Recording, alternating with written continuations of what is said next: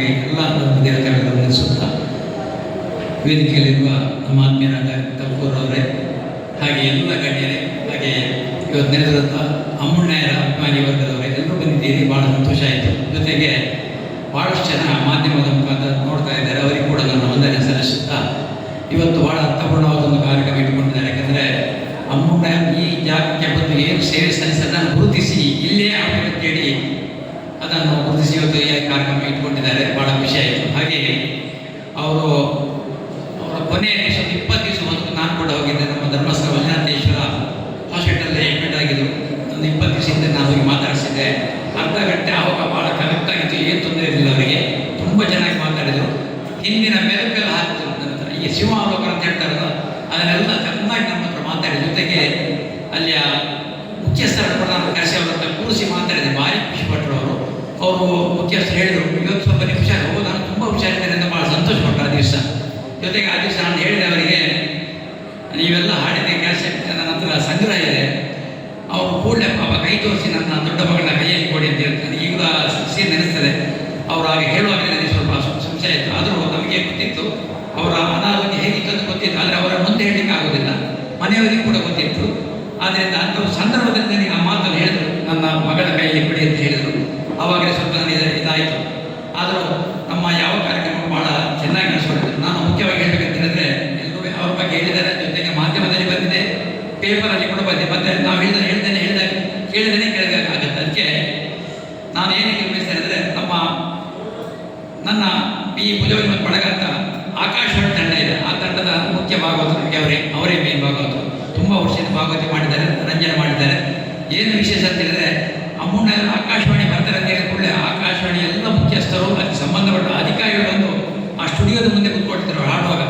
ಇದು ಅಮ್ಮಣ್ಣಯ್ಯರ ಒಂದು ವಿದ್ವತ್ ಅಂತ ಹೇಳ್ತಾರೆ, ಯಾಕಂದರೆ ಭಾಗವತಿಕೆಯಲ್ಲಿ. ಆದ್ದರಿಂದ ಯಾಕಂದರೆ ಆಕಾಶವಾಣಿ ಸಂಗೀತ ಜ್ಞಾನ ಭಾಳ ಜಾಸ್ತಿ ಗೊತ್ತಲ್ಲ, ಅದಕ್ಕಾಗಿ ಅವರು ಸಂಗೀತ ಸ್ವಲ್ಪ ಜಾಸ್ತಿ. ಈಗ ಭಾಗವತಿ ಮಾಡಿದರೂ ಸಂಗೀತ ಜ್ಞಾನ ತುಂಬ ಇತ್ತು ಅವರಿಗೆ.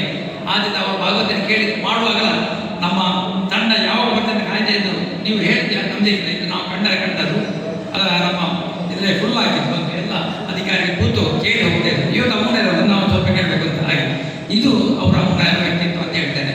ಹಾಗೆ ಎಲ್ಲರೂ ಹೇಳಿದಾಗೆ ಭಾಳ ಸಾಧ ಸ್ವಭಾವದರು, ಎಷ್ಟು ಬೇಕೋ ಅಷ್ಟೇ ಮಾತಾಡೋರು ಖಂಡಿತ. ಹಾಗೆ ಅವರನ್ನು ನಾನು ಈ ಸಂದರ್ಭದಲ್ಲಿ ವಿಶೇಷವಾಗಿ ನೆನೆಸ್ತೇನೆ. ನಮಗೆ ಈಗ ಭಾಳ ದುಃಖ ಬರ್ತದೆ. ಯಾಕಂದರೆ ನಮ್ಮ ತಂಡದ 2 ಕಲಾವಿದರು ಹಾಗೆ ಒಂದು ಅಮ್ಮಣ್ಣಯ್ಯರು ಒಂದು ಬಂಟ್ವಾಳ ಧ್ಯಾನ ಮಾಡ್ತಾರೆ. 12 ಜನ ತಂಡದಲ್ಲಿ ಇದ್ದರು, ಈಗ 2 ಜನ ಮಕ್ಕಳು ಕಳ್ಕೊಂಡಾಗ ಭಾಳ ದುಃಖ ಆಗ್ತಿದೆ. ಅಂದರೆ ಒಳ್ಳೆಯ ತಂಡದ 2 ಕಲಾವಿದರು ಹೋದ್ರು ಅಂತೇಳಿ ನಮಗೆ ಭಾಳ. ಅದಲ್ಲದೆ ಜೊತೆಗೆ ಈಗ ಭಾಳಷ್ಟು ಜನ ಭಾಳ ಯಕ್ಷಗಾನ ಆಟ ವೇಷದಲ್ಲಿ ದೊಡ್ಡ ವೇಷದಲ್ಲಿ ಇರ್ಬೋದು. ಆದರೆ ನಮ್ಮ ತಂಡದಲ್ಲಿ ಇದ್ಕೊಂಡು ಎ ಗ್ರೇಡ್ ಕಲಾವಿದರಾಗಿ ನಮ್ಮ ತಂಡದಲ್ಲಿ ಬಂದಿದ್ದಾರೆ ಅಂತೇಳಿ ಅವರು ಸಂತೋಷ ಮಾಡ್ತಾರೆ. ಆವಾಗ ಹೆಚ್ಚಿನ ಅಂಶ ಈ ಹಿಂದೆ ನಮ್ಮ ಎಣ್ಣೆ ಮಠ ಸ್ವಾಮೀಜಿಯ ತಂಡ ಇತ್ತು. ಆಮೇಲೆ ಈಗ 2 ತಂಡ, ಒಂದು ನಮ್ಮದು ಇನ್ನೊಂದು ತಂಡ ಇದೆ, 2 ತಂಡ. ಈಗ ನನ್ನ ಲೆಕ್ಕ ಪ್ರಕಾರ 2 ತಂಡ ಮಾತ್ರ ಎ ಗ್ರೇಡ್ ಇದೆ. ಇಡೀ ಆಕಾಶಕ್ಕೆ ಸರ್ಕಾರ ಗುರುತಿಸಿಕೊಟ್ಟಂಥ ಒಂದು ತಂಡ ಎ ಗ್ರೇಡ್ ಆಗಬೇಕಂದ್ರೆ ಅದು ಡೆಲ್ಲಿಗೆ ಹೋಗಿ ಬರಬೇಕು, ಇಲ್ಲಿ ಆಗೋದಲ್ಲ. ಇಲ್ಲಿ ರೆಕಾರ್ಡ್ ಆಗಿ ಆಗೋದು ಅವರು ಡೆಲ್ಲಿ ಕಳಿಸ್ತಾರೆ. ಇದು ಯಾರ ಇನ್ಫ್ಲುಯೆನ್ಸಲ್ಲಿ ಆಗೋದಲ್ಲ, ನಮ್ಮ ಇದನ್ನು ನೋಡಿ ಯಾವುದನ್ನು ಆ ವಿದ್ವತ್ತನ್ನು ನೋಡಿ ಅವ್ರು ಕೊಡ್ತಾರೆ. ಇದನ್ನು ನಾನು ಈ ಸಂದರ್ಭ ಹೇಳಿ ಬಯಸ್ತೇನೆ. ನಾನು ಹೆಚ್ಚಾಗಿ ಅವ್ರ ಬಗ್ಗೆ ಹೇಳಿಕ್ಕೆ ಹೋಗೋದಿಲ್ಲ. ಯಾಕಂದರೆ 2-3 ಕಾರ್ಯಕ್ರಮದಲ್ಲಿ ಈ ಶಾಲೆ ನಾನು ಬಯಸಿದೆ, ಅಲ್ಲಿ ಕೂಡ ಭಾಗವಹಿಸ್ತೇನೆ. ಹೆಣ್ಣಿನ ಮಟ್ಟ ಕೂಡ ಹೋಗಿದ್ದೇನೆ, ಅವ್ರ ಮನೆಗೆ ಹೋಗಿದ್ದೇನೆ, ಅಲ್ಲಿ ಕೂಡ ಭಾಗವಹಿಸ್ತೇನೆ. ಅಮ್ಮಣ್ಣಯ್ಯರು ಆಗ ಇವರು ಹೇಳಿದಾಗೆ, ನಮ್ಮ ಸಂಜಯ್ ಹೇಳಿದಾಗೆ ನಮ್ಮ ಹೃದಯದಲ್ಲಿ ಸ್ಥಾಯಿಯಾಗಿದ್ದಾರೆ. ನಾವಾಗ ಮರೀಲಿಕ್ಕ ಮತ್ತೆ ಹೃದಯದಲ್ಲಿ ಮಾತ್ರ ಅಲ್ಲ, ನಮ್ಮ ಧ್ವನಿ ಸುಳಿಲಿ ಸ್ಥಾಯಿಯಾಗಿದ್ದಾರೆ. ಯಾಕಂದರೆ ಅವರ ಧ್ವನಿ ಕೇಳುವಾಗ, ಸ್ವರ ಕೇಳುವಾಗ ಅವರು ಇಲ್ಲ ಅಂತ ಹೇಳಿಕೆ ಖಂಡಿತ ಆಗೋದಿಲ್ಲ, ಇಲ್ಲ ಅಂತ ಹೇಳಿಕೆ. ಆ ದೃಷ್ಟಿಯಿಂದ ನಾನು ಈ ವಿಷಯದಲ್ಲಿ ನಾನು ಭಾಳ ಸಂತೋಷ. ಯಾಕಂದರೆ ಅಷ್ಟಾದರೂ ಮಾಡಿದೆ, ರೆಕಾರ್ಡಿಂಗ್ ಮಾಡಿ ಅದು ಅವ್ರ ಧ್ವನಿ ನಮಗೆ. ಮತ್ತು ಈ ಸಂದರ್ಭದಲ್ಲಿ ನಮ್ಮ ಅನಂತರಾಮ್ ಮಂಗಡಿ ನೆನೆಸ್ಬೇಕು ಮಾಡೋದು. ಯಾಕಂದರೆ ಹೆಚ್ಚಿನ ಯಕ್ಷಗಾನ ಈ ರೆಕಾರ್ಡಿಂಗ್ ಅದು ನಮ್ಮ ಅನಂತರಾಮ್ ಮಂಗಡಿ ಅವರು ಪ್ರಸಾರ ಮಾಡೋದು. ಅವರು ಕೂಡ ಪ್ರಸಾರ ಬರೆಯೋದು ಅಂತ ಮತ್ತೆ ಹೇಳೋದು, ಅಮ್ಮಣ್ಣಯ್ಯರು ಭಾಗವತಿ ಬೇಕು ಇಂಥ ತುಳು ಕಾರ್ಯಕ್ರಮ ಹೆಚ್ಚಿನ ಕರ್ನಾಟಕ ತುಳು ಬೈತಾರೆ. ಅದರಲ್ಲಿ ರಾಮದಾಸ್ ಅವರು ಕೂಡ ಇದ್ದರು, ಒಳ್ಳೆ ಸುಂದರ್ಯಾರು ಕೂಡ ಇದ್ದರು. ಹಾಗೆ ಮತ್ತೆ ಕರ್ನಾಟಕ ಮೇಳದ ಕಲಾವಿದರು ಎಲ್ಲ ಇಟ್ಟಿದ್ರು ಆ ಸಂದರ್ಭದಲ್ಲಿ. ನಮ್ಮ ಧರ್ಮಸ್ಥಳ ಮೇಳ ಕಲಾವಿದರು ಕೂಡ ಇತ್ತು, ಸುರತ್ಕಲ್ ಮೇಳ ಕಲಾವಿದರು ಎಲ್ಲರನ್ನೂ ಆ ಕಾರ್ಯಕ್ರಮದಲ್ಲಿ ಉಳಿಸಿಕೊಂಡಿದೆ ಅಂತ ಹೇಳೋದು ಸಮಾಧಾನ ಇದೆ. ಅದರಲ್ಲಿಯೂ ಹೆಚ್ಚಿನದ್ದು ನಮ್ಮ ಅಮ್ಮಣ್ಣಯ್ಯರೇ ಅಂತ ಹೇಳಿ ಸಂದರ್ಭ ಹೇಳುತ್ತಾ ಹೆಚ್ಚಿನ ಮಾತಾಡಲಿಕ್ಕೆ ಹೋಗಿದೆ. ಅಮ್ಮಣ್ಣಯ್ಯರು ಸ್ಥಿರಸ್ಥಾಯಿಯಾಗಿ ನಮ್ಮ ಧ್ವನಿ ಸುಳ್ಳಿಯಲ್ಲಿದ್ದಾರೆ, ಜೊತೆಗೆ ನಮ್ಮ ಆತ್ಮದಲ್ಲಿದ್ದಾರೆ ಅಂತ ಹೇಳಿ ಈ ಸಂದರ್ಭ ಹೇಳುತ್ತಾ, ನಮ್ಮ ಸಂಜಯರನ್ನು ಎಷ್ಟು ಉಳಿಸಿದ್ದಾರೆ ಅಂತ ಹೇಳಿ ಸಾಧ್ಯ ಅಷ್ಟು ಗುಡಿಸಿದ ಅಮ್ಮಣ್ಣವರು. ನಾನು ಕಣ್ಣಾರೆ ಎಷ್ಟೋ ವೇಷವನ್ನು ನೋಡಿದವನು. ನನಗೆ ಅಂದರೆ ಸಾಧಾರಣ ಯಾವ ಮೇಳದ ನಾನು ಆಟ ಬಿಡಲಿಲ್ಲ. ಅಂದರೆ ಆಸುಪಾಸಲ್ಲಿದ್ದರು, ಮತ್ತು ಮಂಗಳೂರು ಟೌನಲ್ಲಿದ್ದರು. 30 ವರ್ಷ ನಾನು ಬಂದು ಮಂಗಳೂರು ಟೌನಲ್ಲಿ ನೋಡ್ತಾ ಇದ್ದೆ. ಯಾರಿಗಾದ್ರು ಗೊತ್ತಿಲ್ಲ, ಹೆಚ್ಚಾಗಿ ಗೊತ್ತಿಲ್ಲ. ಅದು ನಾನು ನೋಡ್ತಿದ್ದೆ ಭಾನುವಾರ ಶನಿವಾರ ಈ ಆಟ ಆಡುವಾಗ ಅಮ್ಮಣ್ಣವರು ದಾಮೋದರ ಮಂಡ ಅಂತ ಇದ್ದಾರೆ. ದಾಮೋದರ ಮಂಡ ವಿಷಯ ಕೂಡ ಹೇಳಬೇಕು. ಅವರು ಮತ್ತು ಅಮ್ಮಣ್ಣವರು ನಾನು ಹೆಗಡೆ ಬೀಡಲ್ಲಿ ತುಂಬ ಸಾರಿ ಮಾಡಿಸಿದ್ದೇನೆ. ಇದು ಭಾಳ ಈಗ ನೆನೆಸಿದ ಸೀನು. ದಾಮೋದರ ಮಂಡ ಕೂತ್ಕೊಂಡು ಹಾಡೋದು, ಆ ಹೆಗಡೆ ಮನೆ ಎದುರು ಕೂತು ಅವರ ಫ್ಯಾಮಿಲಿ ಕೂತು ಹಾಡುವುದು, ಇದನ್ನು ನಾನು ಇವರು ಸಂತೋಷ ಪಡ್ತೇನೆ. ಜೊತೆಗೆ ನಮ್ಮ ಜೈನ ಧರ್ಮದ ಕೆಲವು ಕಾರ್ಯಕ್ರಮದಲ್ಲಿ ಮಹೋತ್ಸವದಲ್ಲಿ ಇದೇ ಅಮ್ಮಣ್ಣವರನ್ನು ಕೂರಿಸಿ ನಾವು ತುಂಬ ಕಾರ್ಯಕ್ರಮ ಮಾಡಿಸಿದ್ದೇವೆ. ಅವರಿಗೆ ಗೊತ್ತದು, ಮೊನ್ನೆ ಕೂಡ ನಾವು ನೋಡಿದ್ದೇವೆ ವಿಡಿಯೋದಲ್ಲಿ. ಆದ್ದರಿಂದ ಈ ಸಂದರ್ಭದಲ್ಲಿ ನೆನೆಸುತ್ತಾ ಇವತ್ತು ಕೊಳಲೆಯಲ್ಲಿ ನಮ್ಮ ನಾವಡರು ಮತ್ತು ಅಮ್ಮಣ್ಣಿಯವರು ಭಾಳಷ್ಟು ಪ್ರೀತಿ ಭಕ್ತಿಯಿಂದ ನಮ್ಮ ಯಕ್ಷಗಾನಕ್ಕೆ ಎಷ್ಟು ಅದೇ ಈಗ ಹೇಳಿದರು. ಕೊಳಲೆ ಅಂತ ಹೇಳಿದ್ರೆ ನಾವಡರು ಅಮ್ಮಣ್ಣಿಯವರು. ಇವತ್ತು ವಿಶೇಷವಾಗಿ ಹೇಳಬೇಕು, ಅಮ್ಮಣ್ಣಿಯವರು ನಮ್ಮ ಇದ್ದಾರೆ, ಅದ್ಭುತವಾದ ಕಲಾವಿದರ ಜೊತೆಗೆ ಇವತ್ತು ಅದ್ಭುತವಾದ ಕಲಾವಿದರನ್ನು ಒಟ್ಟು ಮಾಡಿ ಭಾಳಷ್ಟು ಒಳ್ಳೆಯ ಕಾರ್ಯಕ್ರಮ ಕೊಟ್ಟಿದ್ದೀರಿ. ಇದಕ್ಕೆ ನಾನು ವಿಶೇಷವಾಗಿ ಧನ್ಯವಾದ. ಯಾಕಂದರೆ ಇದನ್ನು ನಮ್ಮ ಅಮ್ಮಣ್ಣರ ಅಲ್ಲಿ ಕೂತೇ ಸಂತೋಷಪಟ್ಟೆ. ಯಾಕಂತ ಹೇಳಿದ್ರೆ ಅಮ್ಮಣ್ಣರ ತರವೇ ಮಾತಾಡೋ ಭಾಗವತರಿದ್ದಾರೆ. ಅವರನ್ನು ಖಂಡಿತ ಅವರ ನೆನಪಿಗಾಗಿ ಆ ಭಾಗವತರಿದ್ದಾರೆ ಅಂತ ಹೇಳಿದ್ದಾರೆ. ಸಂದರ್ಭ ಆ ಭಾಗವತರಿಗೆ ವಿಶೇಷವಾದ ಅನುಗ್ರಹ ಕೊಡಿ ಅಂತ ಹೇಳಿ ಇವತ್ತು ಇನ್ನು ಮುಂದಕ್ಕೆ ಗಾನಾಭಿಷೇಕಾದಿಗಳು ಎಲ್ಲ ಭಾಗದ ಒಬ್ಬರಿಂದ ಒಬ್ಬರು ಘಟಾನುಘಟಿಗೆ ಯಾರು ಕಡಿಮೆ ಇಲ್ಲ. ಹಾಗೆ ಘಟಾನುಘಟಿ ಕಲಾವಿದರು ಕೂಡ ಇದ್ದಾರೆ.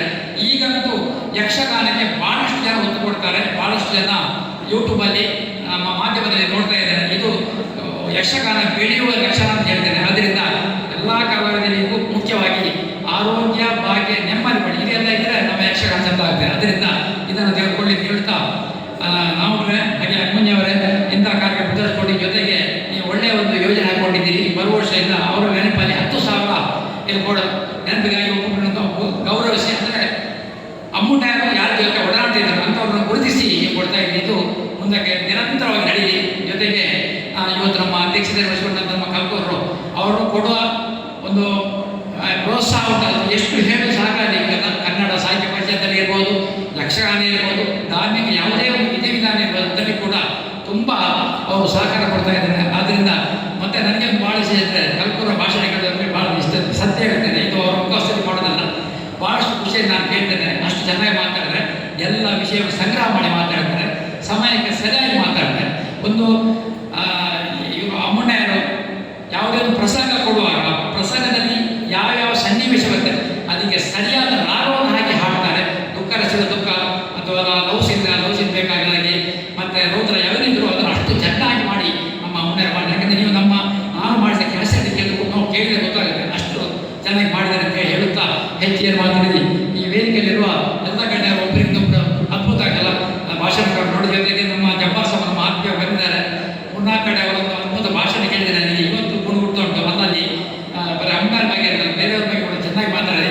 ಅವತ್ತು ಎಡ್ಡಿ ಮಾಡ್ತಾರೆ ಮತ್ತೊಂದು ಕಡೆಯಲ್ಲಿ ಮಾತಾಡಿದರೆ ಅದ್ಭುತವಾದ ಭಾಷಣ ನಮ್ಮ ಜಬ್ಬಾರ್ ಸಾಬ್ ಮಾತಾಡ್ತಾರೆ. ನನಗೆ ವಿಶೇಷ ಅಂತ ಹೇಳಿದ್ರೆ ನಮ್ಮ ಜಬ್ಬಾರ್ ಸಾಬ್ ನಮ್ಮ ಯಕ್ಷಗಾನಕ್ಕೆ ಒಗ್ಗಿಕೊಂಡದ್ದು ಬಂದುಕೊಂಡದ್ದು ನಮ್ಮೆಲ್ಲರ ಭಾಗ್ಯ ಅಂತ ಹೇಳುತ್ತಾ ಎಲ್ಲ ಕೆಲವರಿಗೆ ನಮ್ಮ ವಿಶೇಷವಾಗಿ ಎಲ್ಲರೂ ಧನ್ಯವಾದ.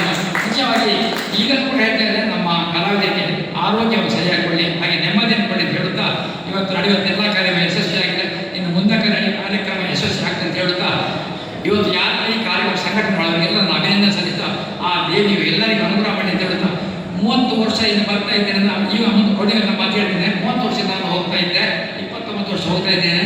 ಆಗ ಸಂಜೆ ಹೇಳಿದರು, ನನ್ನ ಹತ್ರ ಕೂಡ ಅದೇ ಮಾತು ಹೇಳಿದರು, ನಾನು ಆರೋಗ್ಯವಾಗಿದ್ದರೆ ಖಂಡಿತವಾಗಿ ಭಾಗವಹಿಸಿ ಮಾಡ್ತೇನೆ. ಅದು ಆದರೆ ಅವ್ರಿಗೆ ಧೈರ್ಯ ಯಾರು ಹೇಳಿಲ್ಲ ಕರೆಕ್ಟಾಗಿ ಇಂಥದ್ದು ಅಷ್ಟವರೆಗೂ ಸರಿಯಾಗಿ ಗೊತ್ತಿಲ್ಲ ಅವ್ರಿಗೆ ಸತ್ಯ ಹೇಳಬೇಕಾದ್ರೆ. ಮತ್ತು ಕೂಡ ಹೇಳ್ತಾರೆ, ಯಾಕಂದ್ರೆ ಅವರು ಅಲ್ಲಿ ಆ ಮುಖ್ಯಸ್ಥರು ಹೇಳಿದ್ರು, ನೀವು ಇವತ್ತು ತುಂಬ ಹುಷಾರಾಗಿದೆ ಅಂತ ಹೇಳಿ ಭಾರಿ ವಿಷಯ ಇತ್ತು. ನಾನು ಆರೋಗ್ಯವಾಗಿದ್ದರೆ ಕೊಡದೆ ಈ ಸಾರಿ ಹೋಗಿ ಹೋಗ್ತೀನಿ ನನ್ನ ಹತ್ರ ಕೂಡ ಹೇಳಿದ್ದಾರೆ.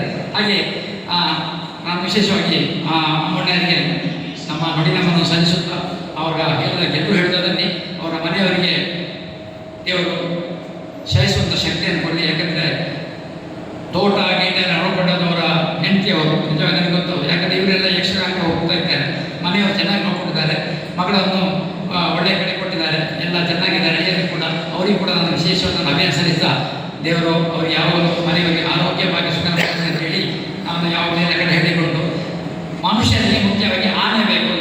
ಅಂದರೆ ಯಾರೇ ಮನೆಯಲ್ಲಿ ಇದೆ ಅವನಿಗೆ ಒಂದು ಆನೆ ಇರಬೇಕು. ಆ ಮನುಷ್ಯನಿಗೆ ಅಂದರೆ ಆರೋಗ್ಯ ಮುಂದೆ ಯಾವಾಗ ಬರ್ತದೆ ಆದರೆ